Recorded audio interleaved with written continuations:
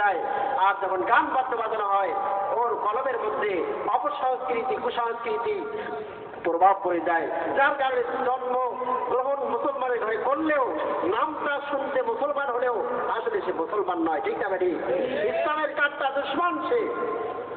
বর্তমান সময়ে জাফর ইকবাল নাম শুনতেন আপনারা? জাফর ইকবাল দেশের নাকি চিন্তাবিদ বুদ্ধিবিদ,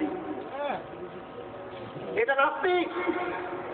এই 21 কি বলে গ্রন্থমেলা চলছে ঢাকায়, সে এক উপন্যাস বের করেছে ভূতের বাচ্চা সুলাইমান বলি নাউযুবিল্লাহ মিন যালিক। ভূতের বাচ্চা কি সুলাইমান আলাইহিস সালাম কে ছিলেন? কে ছিলেন? সাম্প্রতিক নিয়ম। আজকে আমাদের বসে থাকার সময় নাই। এইসব নাস্তিকদের পশ্চিমা রাষ্ট্রের মতো বাংলাদেশের বৈশুদ্ধ নিষিদ্ধ করা হোক, আমাদের এটা প্রাণের দাবি। একজন আল্লাহর পয়গম্বরকে যে ভূতের বাচ্চা বলে ব্যঙ্গ করেছে, ওর বাংলাদেশে থাকার কোনো অধিকার নাই।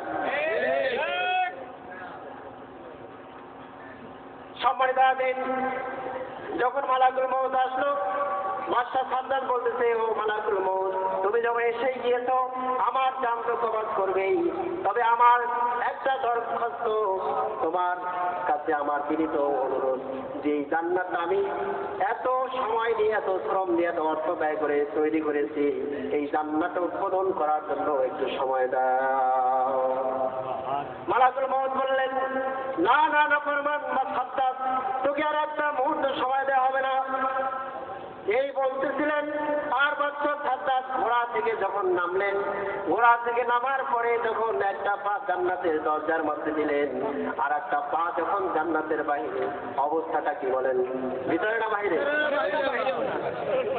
যখন সময়টা ছিল গোধূলির লগন, সূর্য অস্ত যাওয়া, আর দিন আর রাতের একটা মিলনস্থলের নাম হচ্ছে গোধূলি।